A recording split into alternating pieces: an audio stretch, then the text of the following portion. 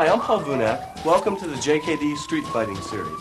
This particular tape is Bruce Lee Straight Blast.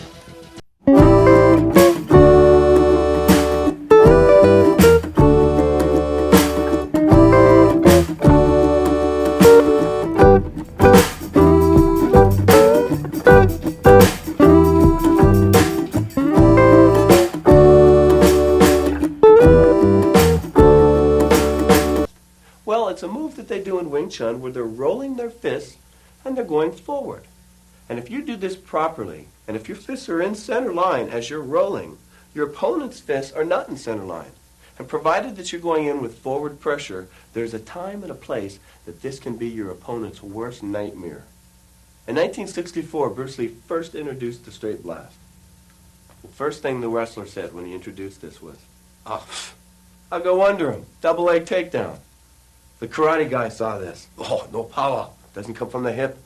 The boxer, yo, man, I'll just hook him. But every one of those people, when Bruce got in front of them, well, all that pontificating just went out the window.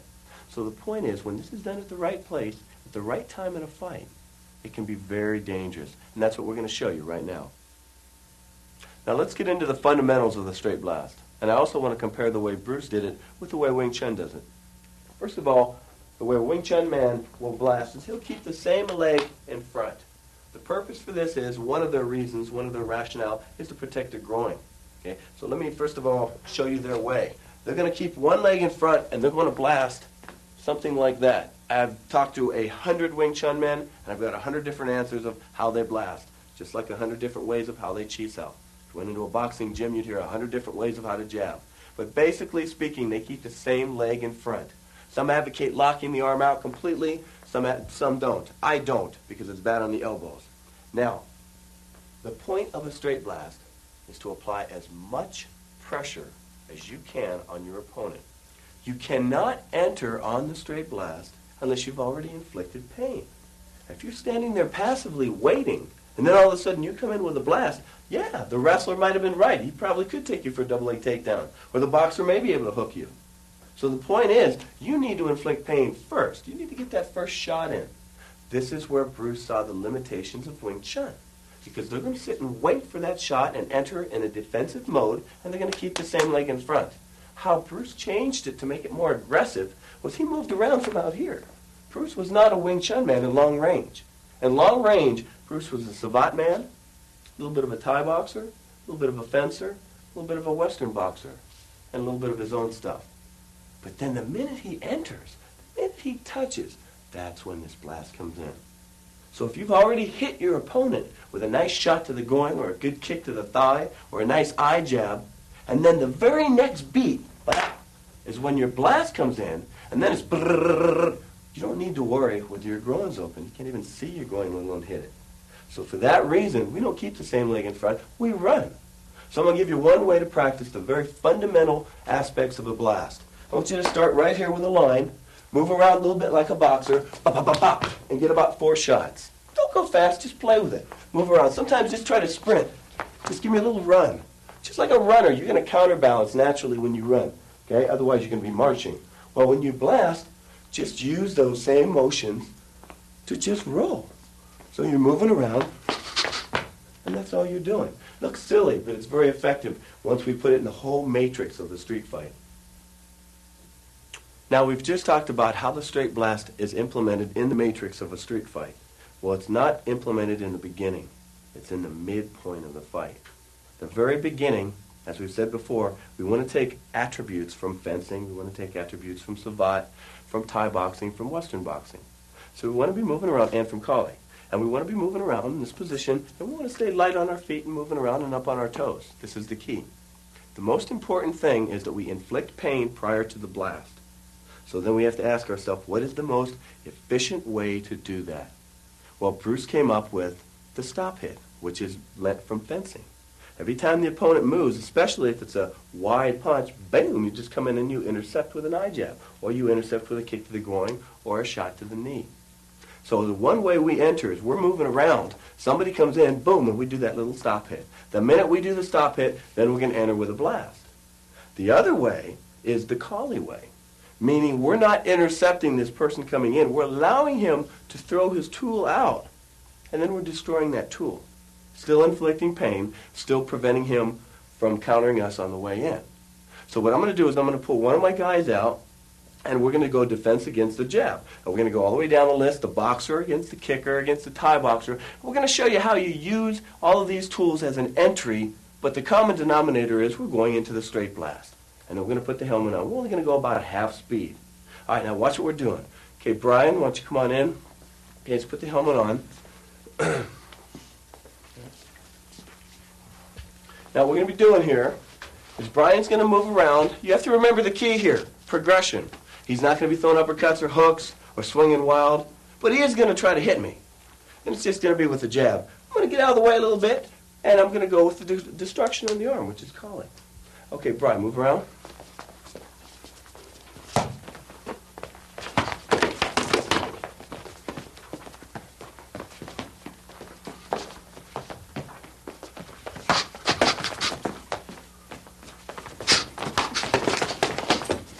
Good. Now, if you watched what I was doing, all we did was isolate the blast. All Brian did was isolate the jab. Had we have thrown in the cross, the kicks, that would have confused things. So we need to learn how to learn the blast with the progression. Now let's move along. Remember the key is progression. I just got through doing destructions against just the jab. You would do that for perhaps maybe a week, 2 weeks, a month, just against the jab until you have it down. Do it against a guy who's tall, a guy who's short, a guy who's stocky, any kind of rhythm, but get it against that jab. You want 1,000 guys throwing a jab at you and get that line of familiarization down. Then we gradually increase the amount of tools that your opponent throws at you. And simultaneously, we gradually increase the amount of pressure that we put on him. Remember, when he's boxing, he can hit you and you hit his helmet. Well, he's not feeling that. So the pain element is not there. They don't tend to cover quite as good as in a street fight. So what we're doing now is we're going to add one other element, and Dion's going to throw in the rear hand. But I want you to understand something. Right now, in my mind's eye, I'm equating against a boxer. And I'm assuming that this boxer is a better boxer than me. A guy who can move and hit the body and you're going to go down. So I don't see his hands. I don't see his upper body. The minute the guy's moving around like this, my preliminary analysis in the fight is, boxer, okay? You're not really sub-vocalizing, you're not thinking, but that's your feel. You've seen this guy move around, you got a gut feel for what he has. So don't box with him. As soon as you see this boxer coming in to where we get into his game, right here, all I see is a little groin, maybe a big groin, coming in.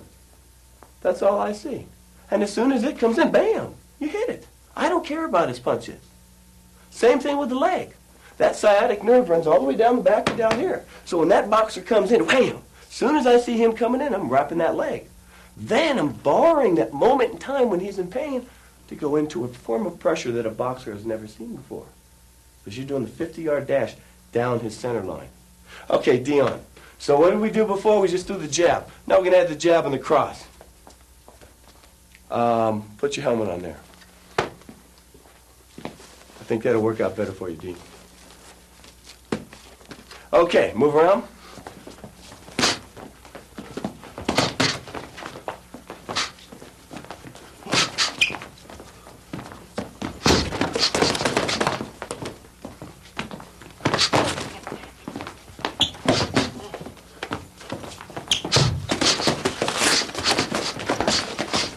Good, great.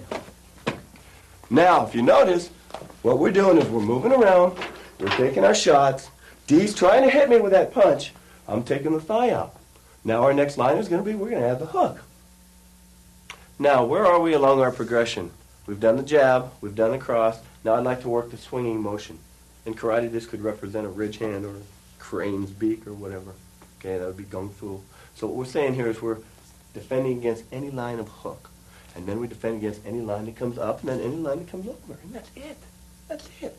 Unless we've got a third arm somewhere, those are the only lines. This is why we equate most of our stuff against the boxer. Because it really doesn't matter what weapon your hand is formating. If you're going to defend against this swing, it wouldn't matter if it's a swing or a ridge hand or a crane's beak or a buffalo eyebrow. I don't care what that tool is, okay? It's swinging. So when I say swinging, bam, I'm just intercepting. And the minute I intercept, that's my blast. So we're now looking against a fighter who's moving around sort of like a Frazier, and he's coming in with a wild shot. Okay, Makoto, come on in. Brad, stick on the helmet.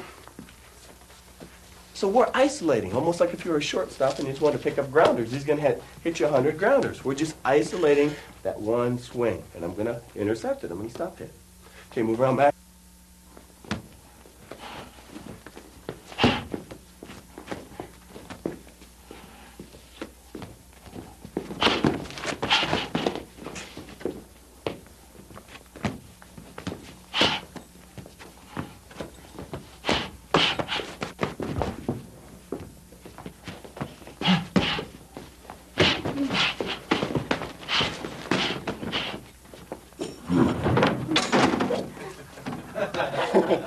Okay, now, what did we just see? Makoto was moving around with a straight line. He threw him this line, but the minute I saw him loading up, that's when I intercepted. Came in for the blast. Now what we've got is the jab, the cross, the hook. Now we're going to add the other two punches, the uppercut and the overhand. Remember, the key is progression. You wouldn't do this the same day. This might take you weeks, months, years to work up to where you've got a good, big, heavyweight boxer in front of you trying to hit you, and you get your timing into where you can get in. And when you get in, you do your blast. After the blast, that's where the headbutts, the knees, the elbows, and everything comes in. But right now, we're just going to the blast. Okay, so watch what we're doing. Pat, come on out. Put the gear on.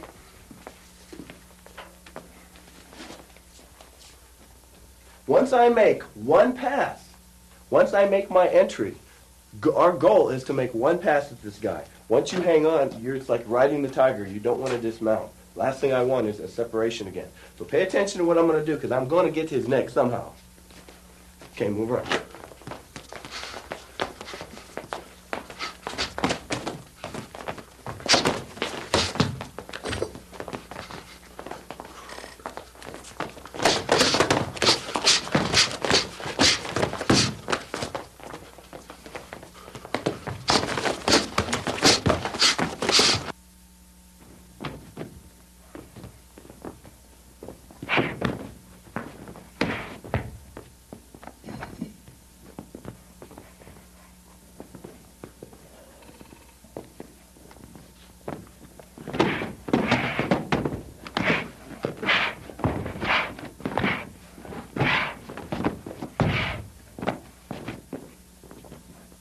Now, what we just got through doing was entering with a straight blast against a boxer. We did it in such a progression that finally we got it to where he's throwing every punch he can. And you're trying to enter with a kick, although that's not hurting him because you get the pads on. Then you're going into the blast, trying to get this guy to cover. From there, we're going to flow into one of the other arts. We don't know what art that's going to be. You have to keep in mind that there is no superior art. This is something we've been trying to tell people for years. So if there's no superior art all the time, the goal in JKD is find the superior art at the moment. So out of this straight blast, if the guy's backpedaling like that, you may go into Tai Chi just because you need to push his body. Maybe a car's going by, whatever. If you're doing your straight blast and the guy tries to push you off this way, you might flow into an arm wrench. So regardless of what it is you're doing to this guy, if you enter with this blast, this is what's going to make every other art work. Now what we're going to do is we're going to have Brad throw kicks. I'm going to defend against the kicks using some sort of destruction from Kali, and then I'm going to enter with a blast. But this time, after the blast, we're going to flow into one of the appropriate arts. Now, for sake of training, you have to tell your training partner what energy to give you. And the particular energy that's most conducive to bringing out Tai Chi, which gives you the ability to sail a body quickly, is when a guy's kind of backpedaling like this, and he's got his feet sort of together. When you give him a sail, he'll move. So what we're going to do is we're having Brad try to kick me. We're sparring that way, but once I make my entry, I go into a little bit of Wing Chun. He's going to give me the appropriate energy, and I'm going to flow into Tai Chi. Okay, Brad? Yeah, go ahead and put that on.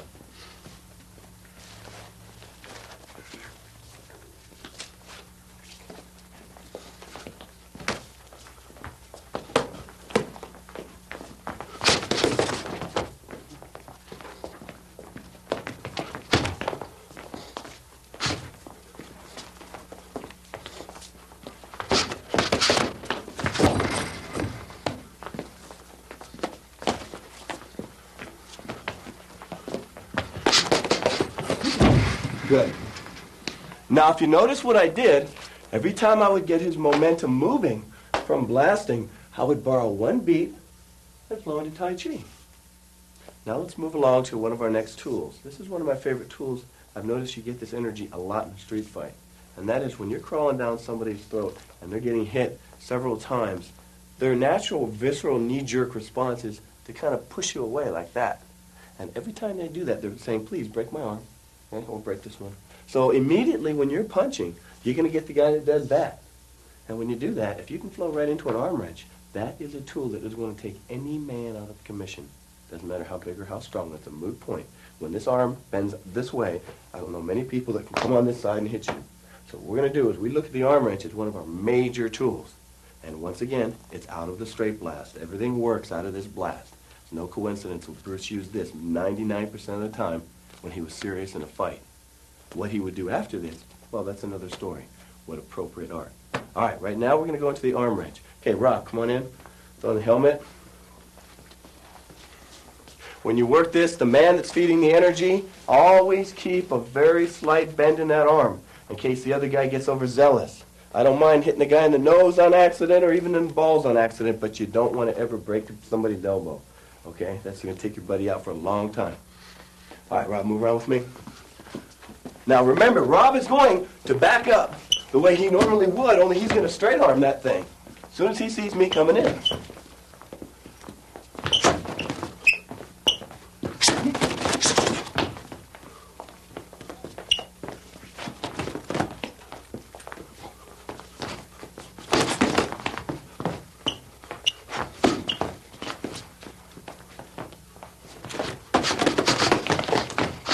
Okay, break.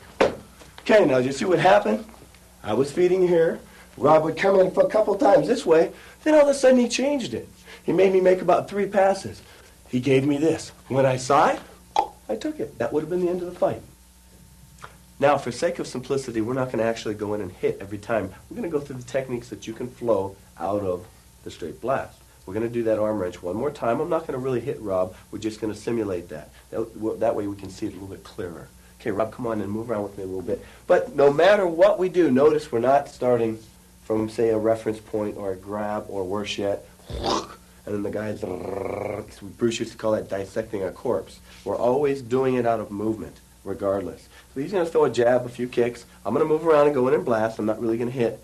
He's going to give me that arm wrench energy. We want you to see that clearly. Okay, move around a little bit.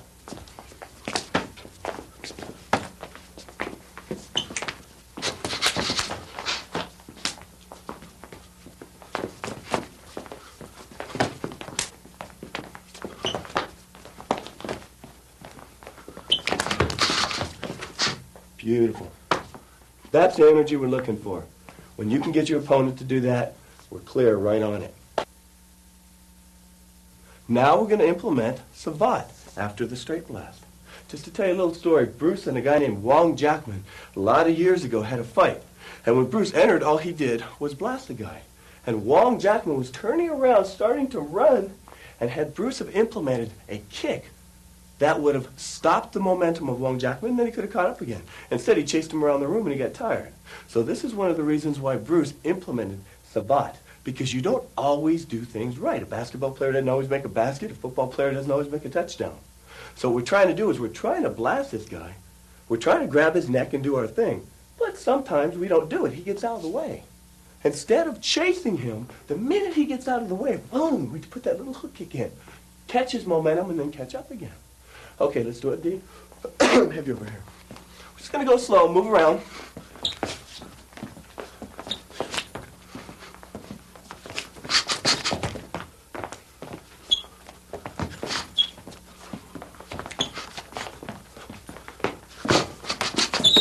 Good. So if you notice what happened is every time I would blast, boom, it just went right into the kick. If had I really hit, I could have borrowed that moment and then come into this.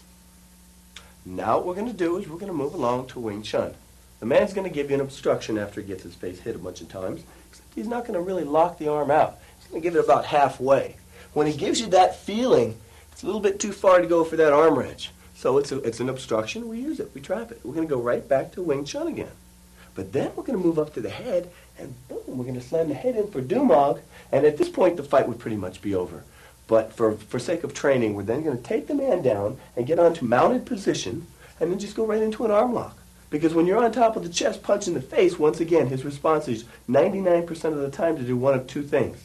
He's going to try to turn like an ostrich putting his head in the sand, or he's going to try to push you off. Either one he does, we have a counter immediately. Once again, trying to break that elbow. All right, let's play with it.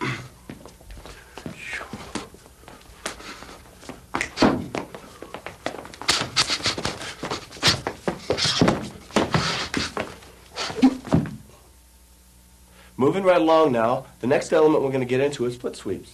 I'm not going to give it an art because every art in the world has a foot sweep. We're going to be entering, we're doing our thing, and he's going to kind of leave that leg out. For whatever reason, he just turns that way. You'll get this reaction once in a while. It's sort of like a mountain that's there, you just got to take it. Foot sweeps, locks, flips, throws, anything that's not boom, is ballistic, is accidental if not incidental. So that's the key. So I'm not really looking for this. Just for this particular training method, Pat's going to back up, and he's going to leave that leg out so I can train it. But the key is we're not training it from a static position. We're training it from the blast. And eventually, once again, like we had done before, we're going to put the helmet on, put the gloves on, and go for it. But for sake of training, we can slow everything down for the purpose of the video, and you can see it a little bit better. Okay, Pat, move on.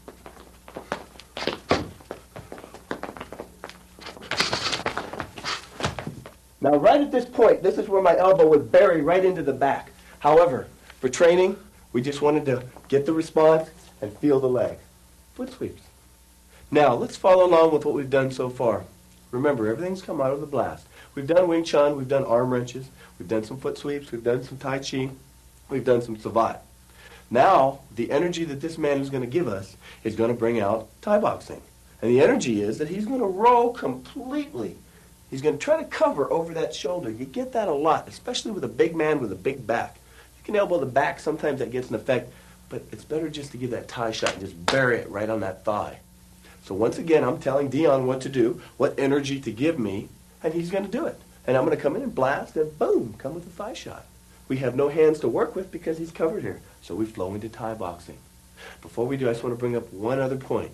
The reason we're going into Thai boxing and not Wing Chun is his energy. And I have to keep reiterating that point to you.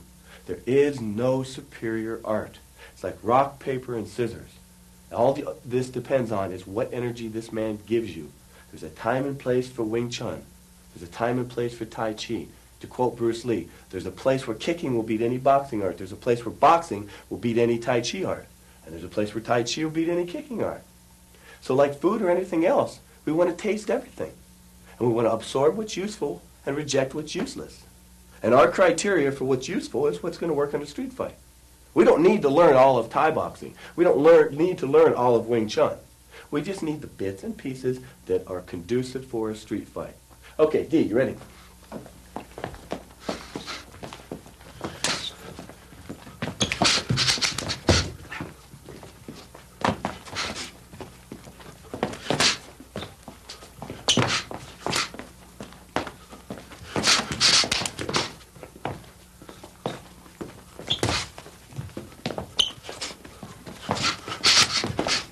Good, great. Did you see the energy he was giving me? Perfect.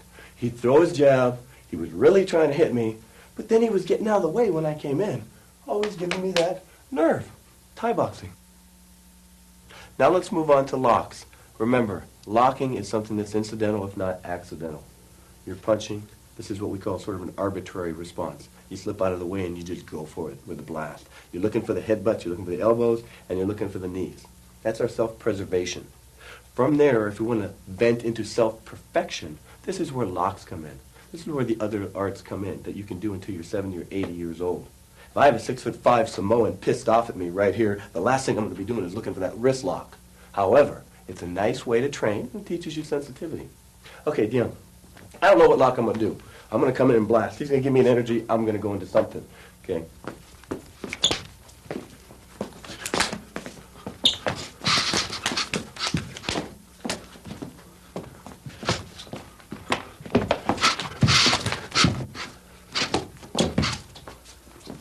What was that little thing?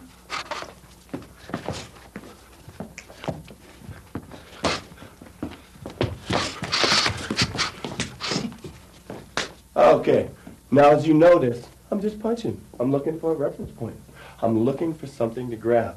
As soon as I get it, my energy that he is giving me, he's telling me what lock to go into. This works a lot better when you're really hitting him. Now let's flow into another element. Let's flow into some chokes. What are the purposes of a choke in a street fight? Put the guy asleep. He's not a very good fighter when he's asleep. So what we're doing is we're blasting, we're getting him to kind of turn, but for whatever reason our energy takes us around the back. You never know why. You get a lot of weird positions in a street fight. So if it's there, you take it. You just put the sleeper right on him. So we're going to try to fake the energy, and he's going to go for it. But once again, we're doing it out of movement. If this were real, once again, we would put the helmet on Rob and the boxing gloves, and we would go harder. And we would do this for days and months and years until we could do it. But for right now, this is how we begin our training. Watch the energy.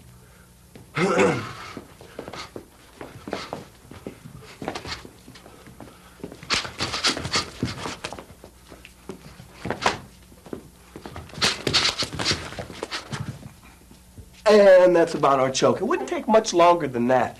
Once you wrap it right to here, you contract with the lats, and you'll feel the body starting to gel. At that point, I'd recommend you let go. Now what I'd like to do is pause for a moment and take some of my boys and just show you a little bit of how we train the straight blast. We're just going to isolate the straight blast for a few minutes. I want you to see the intensity and what they're doing. Of course, we would graduate this to where everybody's sparring full contact. But for right now, just to give you the basic, the rudimentary feeling of being able to blast and to get that intensity.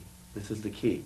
The boys have to be intense when they train. If you're not intense, if you're not blasting with a certain feeling, you're not doing it right. There's no better technique to bring out the heart and the killer instinct than to be doing the 50-yard dash so down some guy's center line. Imagine doing some jumping, spinning heel hook with the intensity. You just can't do it. All of a sudden, when you start doing this, it just comes out. And then you know from this, you're going to go right into this. So I want that feeling. So what I'm doing now is I'm bringing out the motor movement in the run, but I'm also bringing out the psychology, that feeling of intensity. And as you saw when we trained, sometimes you're intense, but the guy gets out of the way. So now you got to move back around again. So we have to be able to change our emotional makeup. We have to be able to adjust to the opponent, adjust to the range. Emotionally, we have to fluctuate from here to here. That's difficult to do. If you can do that when you're in a street fight, hopefully you'll be able to do that in life. All right, let's take our boys over here. We get everybody stand about right here. Face that direction. Now all I want you to do is get up on your toes, move around. When you hear that click, I want to blast. I want to hear it. I want you to get intense. I want to hear the elbows, knees, and headbutts right from here. We're just going to do it in the air. Ready? Up on your toes, and go! Good. Other side. Stay right there. Coming back this way. Ready? Let me hear it. When you get into here, don't stop elbow, knee, and headbutting. Okay, ready? Go! Good. Great. Other side. Ready? Going back the other direction. Up on your toes. Give me just a little bit more intensity. Otherwise, I'm going to thigh kick somebody. Ready? On your toes. Ready? Go! Go! Move it! Yes. Great. What you just saw there, we want to do for hours on end. I want you to do this in your sleep. When your girlfriend comes up to give you a hug, that should be your first response. I want this to be so ingrained in your brain. So really, all you have to do is move around and get that first shot in. If you get the first shot in, then you're into this. Then the guy's going to be here, and any art in the world will work. You put ballet in at that point. So what we're going to do is we're going to isolate this phase, the blast, over and over and over again. Then we put somebody in front of us. Then we gradually progress till we put on the gloves, till we put on the helmet, till we're able to do it. I want you to have straight blasted anybody you can think of. Boxers, kickboxers, Thai boxers, street fighters. Everybody gives you a different energy when you do this. And that's the key. Being in the kitchen and actually experiencing it. Remember, JKD is about the process, not the product.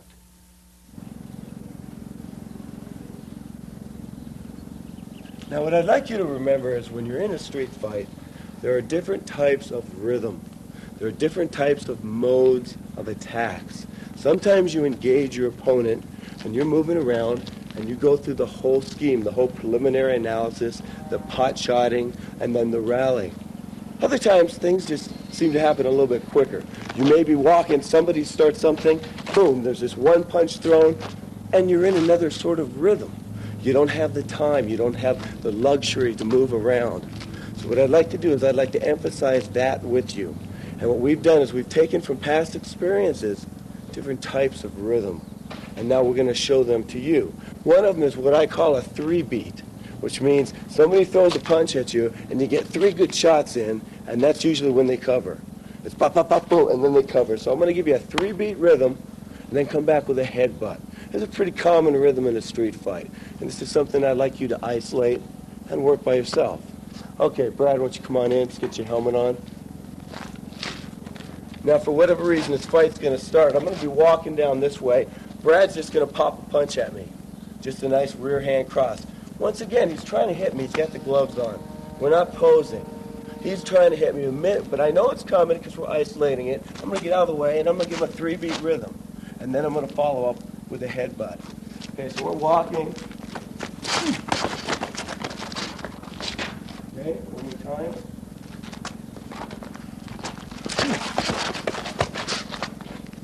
So as you see, what happened was he threw the first punch. I got out of the way, but it was bump, bump, boom. And that's real common to get. 3 beats in a row. The minute you get those 3, the guy covers, bam, then you put the headbutt in. Let's go one more time, a little bit slower.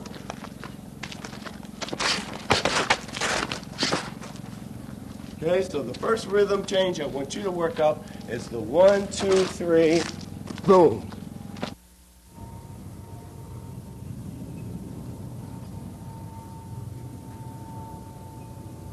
Now let's remember just how important rhythm is. The straight blast is really rhythm. You're setting a constant rhythm. It's syncopated. That's what you're getting with the blast. But in between that, you can enter on, say, a half beat. Or you can go blast, blast, blast, wham, full beat. And if you're aware of the different rhythms, this broadens the spectrum of time in which you can hit your opponent. So what I'm going to do now is I'm going to give you a constant rhythm, which is going to begin with a half beat. This is something you get in a street fight a lot. You get a good boxer who's moving around, so you're getting that fake and you're going down to the groin. You're slapping his groin. Once you get the attention and you get that, then you move with him a little bit, and then you give that little fake. Now you're going to watch a boxer of 20 years doing that. So the minute you fake low, the hands are drawn down, you hit. That's where your half-beat rhythm is. It's chop, and it's that chop that I'm trying to get. Not boom, boom. And when you hear the chop, then we're going to flow right into the 3-beat rhythm. Okay, so let's move around. Pat, you throw in a glove. Get your helmet. Now, Pat's going to start off as he normally would. He's a good boxer. He's starting off opening up with a jab. I'm going to initiate with my shot to the groin, and that's going to illustrate our half-beat rhythm.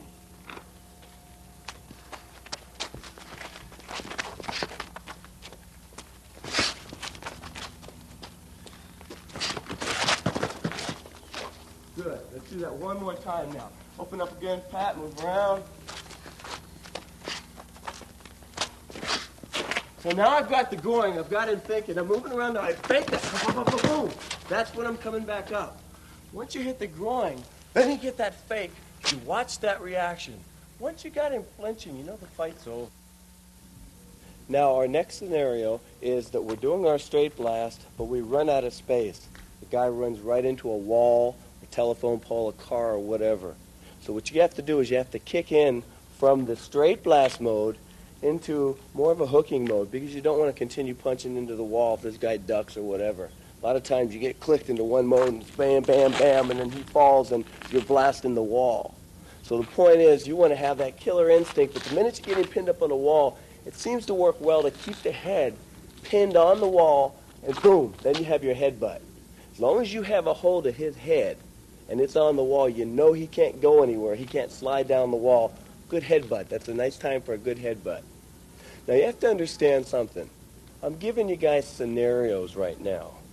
But these scenarios do you no good unless you've spent countless thousands of hours in a ring or a wide open space where you're moving around with a boxer and you have to time when to get in. These are more scenarios where you're walking down the street, bam, and you just go in first. But you have to have fought against a boxer. I have to keep reiterating that. For years you have had to have fought against lightweight boxers, middleweight, heavyweight, Thai boxers. So you have that instinct, that instinctive feeling of when to go in. Take a guy like Hickson Gracie. The guy, he makes the same entry every time. He's got this instinct of, boom, when to go in for that tackle. And I don't care who you are, he's going to get you to the ground because he's been in so many street fights. And what we're wanting you to do with the straight blast is to have a similar feeling, that you've blasted so many people that you have an instinct of when to go in. In Hickson's case, his instinct is when to take a guy into the ground. In a boxer's case, the instinct may be when to get the jab in. In our case, the instinct is when to climb down this guy's throat with this blast. This is your heart and soul. All right, now remember our scenario. I'm punching the guy, I get him under the wall, I pin the head under the wall, boom, we put in a headbutt. Okay, Kurt, slip on the pad. Helmet here.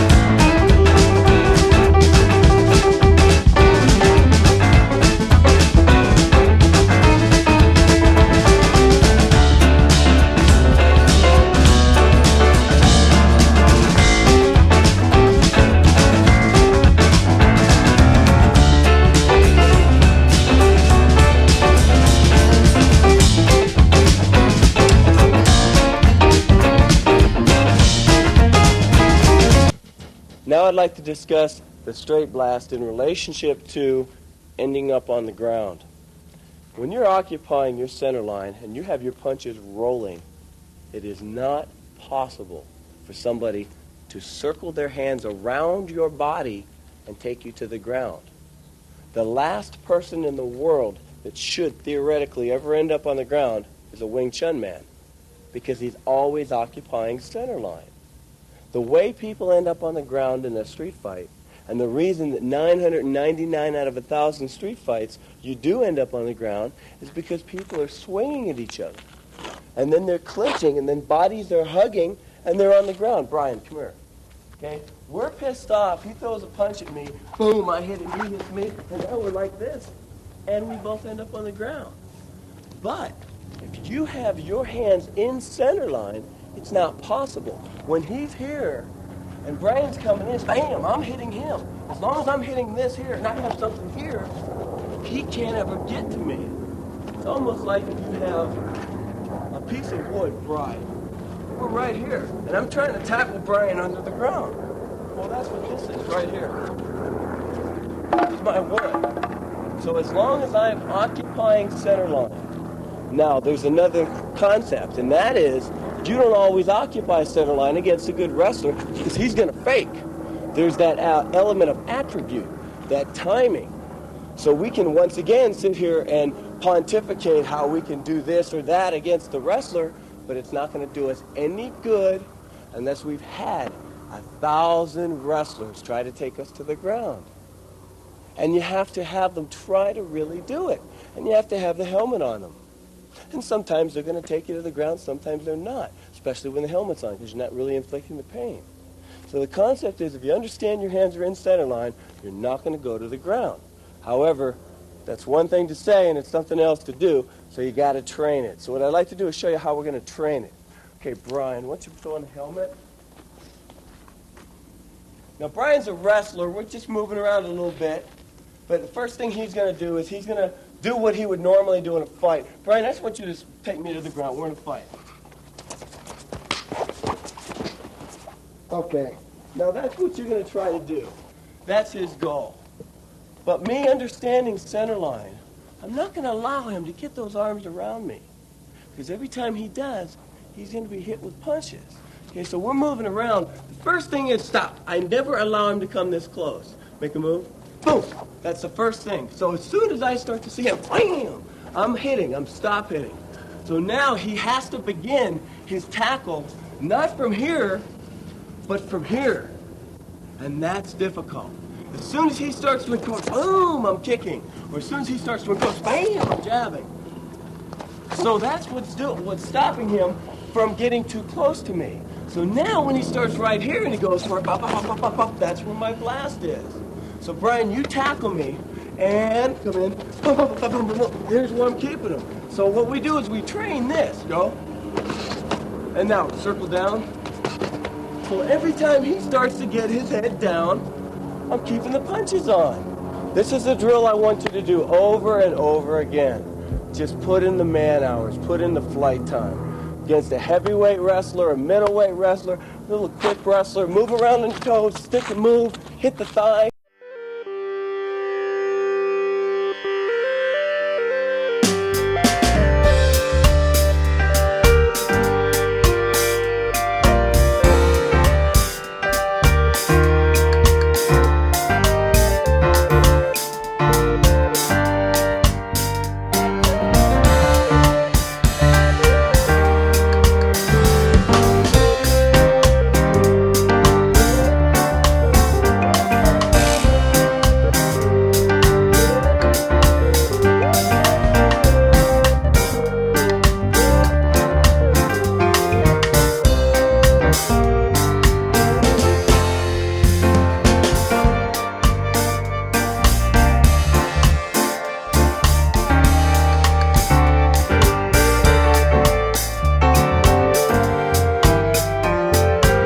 To Japan, to the Philippines, to America.